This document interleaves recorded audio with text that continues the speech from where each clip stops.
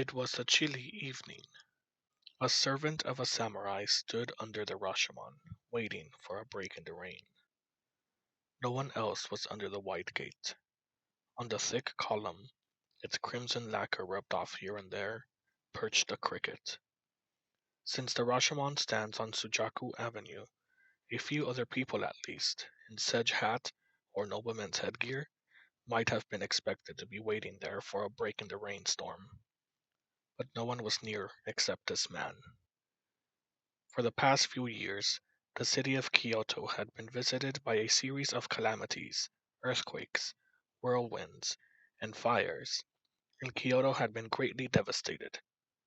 Old chronicles say that broken pieces of Buddhist images and other Buddhist objects, with their lacquer gold or silver leaf worn off, were heaped up on the roadsides to be sold as firewood.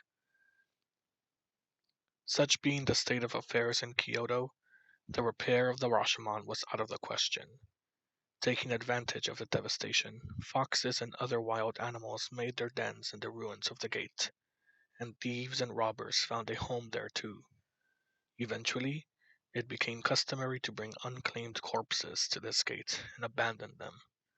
After dark, it was so ghostly that no one dared approach. Flocks of crows flew in from somewhere. During the daytime, these cawing birds circle round the ridgepole of the gate. When the sky overhead turned red in the afterlight of the departed sun, they looked like so many grains of sesame flung across the gate. But on that day not a crow was to be seen, perhaps because of the lateness of the hour.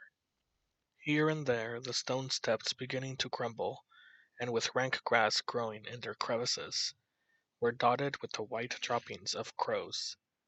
The servant, in a worn blue kimono, sat on the seventh and highest step, vacantly watching the rain. His attention was drawn to a large pimple irritating his right cheek. As has been said, the servant was waiting for a break in the rain, but he had no particular idea of what to do after the rain stopped. Ordinarily, of course, he would have returned to his master's house, but he had been discharged just before. The prosperity of the city of Kyoto had been rapidly declining, and he had been dismissed by his master, whom he had served many years, because of the effects of this decline. Thus, confined by the rain, he was at a loss to know where to go, and the weather had not a little to do with his depressed mood. The rain seemed unlikely to stop. He was lost in thoughts of how to make his living tomorrow. Helpless, incoherent thoughts, protesting an inexorable fate. Aimlessly he had been listening to the pattering of the rain on the Sujaku Avenue. The rain enveloping the Rashomon gathered strength and came down with a pelting sound that could be heard far away. Looking up, he saw a fat, black cloud impale itself on the tips of the tiles jutting out from the roof of the gate. He had little choice of means, whether fair or foul, because of his helpless circumstances.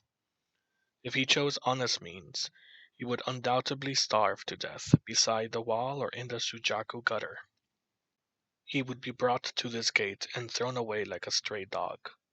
If he decided to steal, his mind, after making the same detour time and again, came finally to the conclusion that he would be a thief. But doubts returned many times. Though determined that he had no choice, he was still unable to muster enough courage to justify the conclusion that he must become a thief. After a loud fit of sneezing, he got up slowly. The evening chill of Kyoto made him long for the warmth of a brazier. The wind in the evening dusk howled through the columns of the gate. The cricket, which had been perched on the crimson lacquered column, was already gone. Ducking his neck, he looked around the gate, and drew up the shoulders of the blue kimono which he wore over his thin underwear. He decided to spend the night there, if he could find a secluded corner sheltered from the wind and rain. He found a broad lacquered stairway leading to the tower over the gate. No one would be there except the dead, if there were any. So, taking care that the sword at his side did not slip out of the scabbard, he set foot on the lowest step of the stairs. A few seconds later, halfway up the stairs, he saw movement above. Holding his breath and huddling cat-like in the middle of the broad stairs leading to the tower, he watched and waited. A light coming from the upper part of the tower shone faintly upon his right cheek. It was the cheek with the red, festering pimple visible under his stubbly whiskers. He had expected only dead inside the tower, but he had only gone up a few steps before he noticed a fire above, about which someone was moving. He saw a dull, yellow, flickering light which made the cobwebs hanging from the ceiling glow in a ghostly way. What sort of person would be making a light in the Rashomon? And in a storm? The unknown, the evil terrified him. As quietly as a lizard, the servant crept up to the top of the steep stairs. Crouching on all fours and stretching his neck as far as possible, he timidly peeped into the tower. The next moment, his hand dropped and he stared. He caught sight of a ghoulish form bent over a corpse. It seemed to be an old woman, gaunt, gray-haired, and nunnish in appearance. With a pine torch in her right hand, she was peeping into the face of a corpse which had long black hair. Seized more with horror than curiosity, he even forgot to breathe for a time. He felt the hair of his head and body stand on end. As he watched, terrified, she wedged the torch between two floorboards and, laying hands on the head of the corpse, began to pull out the long hairs, one by one, as a monkey kills the lice of her young. The hair came out smoothly with the movement of her hands. As the hair came out, fear faded from his heart, and his hatred towards the old woman mounted. It grew beyond hatred, becoming a consuming antipathy against all evil. At this instant, if anyone had brought up the question of whether he would starve to death or become a thief, the question which had occurred to him a little while ago, he would not have hesitated to choose death. His hatred towards evil flared up like the piece of pine wood which the old woman had stuck in the floor. He did not know why she pulled out the hair of the dead. Accordingly, he did not know whether her case was to be put down as good or bad. But in his eyes, pulling out the hair of the dead in the Rashomon on this stormy night was an unpardonable crime. Of course it never entered his mind that a little while ago he had thought of becoming a thief. Then, summoning strength into his legs, he rose from the stairs and strode, hand on sword, right in front of the old creature. The hag turned, terror in her eyes, and sprang up from the floor, trembling. For a small moment she paused, poised there, then lunged for the stairs with a shriek. "Wretch! Where are you going?" he shouted, barring the way of the trembling hag who tried to scurry past him. Still she attempted to claw her way by. He pushed her back to prevent her. They struggled, fell among the corpses, and grappled there. The issue was never in doubt. In a moment he had her by the arm, twisted it, and forced her to the floor. Her arms were all skin and bones, and there was no more flesh on them than on shanks of a chicken. No sooner was she on the floor than he drew his sword and thrust the silver-white blade before her very nose. She was silent. She trembled as if in a fit, and her eyes were opened so wide they were almost out of their sockets, and her breath came in hoarse gasps. The life of this wretch was his now.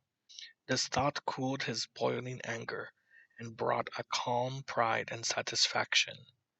He looked down at her, and said in somewhat calmer voice, "Look here, I am not an officer of the High Police Commissioner. I am a stranger who happened to pass by this gate. I won't bind you or do anything against you, but you must tell me what you're doing up here." Then the old woman opened her eyes still wider and gazed at his face intently with the sharp red eyes of a bird of prey. She moved her lips, which were wrinkled into her nose, as though she were chewing something. Her pointed Adam's apple moved in her thin throat. Then a panting sound like the cawing of a crow came from her throat. "I pull the hair. I pull out the hair to make a wig." Her answer banished all unknown from their encounter and brought disappointment.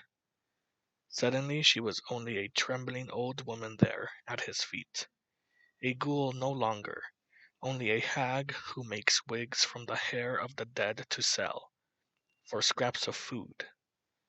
A cold contempt seized him, fear left his heart, and his former hatred entered.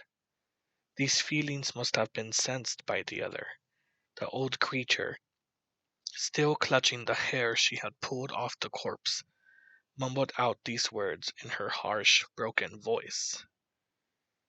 "Indeed, making wigs out of the hair of the dead may seem a great evil to you, but these that are here deserve no better.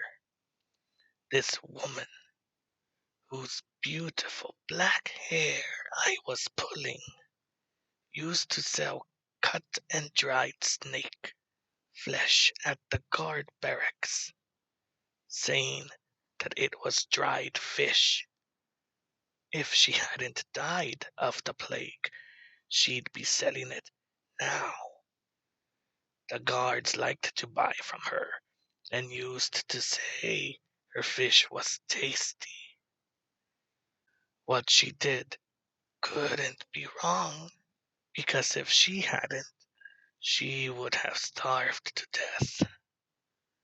There was no other choice.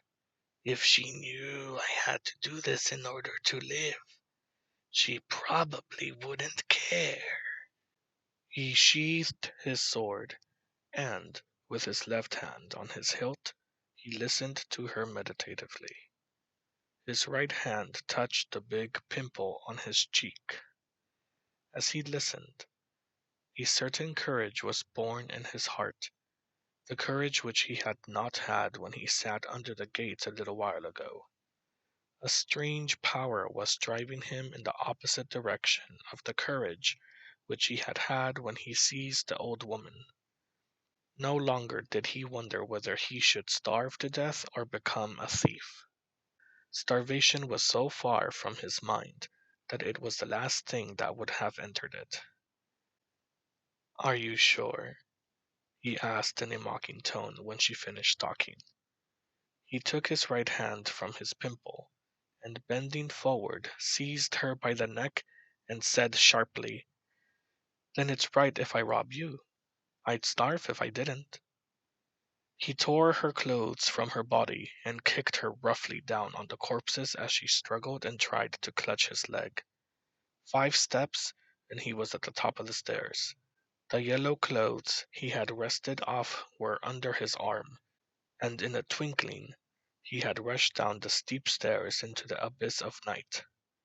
The thunder of his descending steps pounded in the hollow tower, and then it was quiet.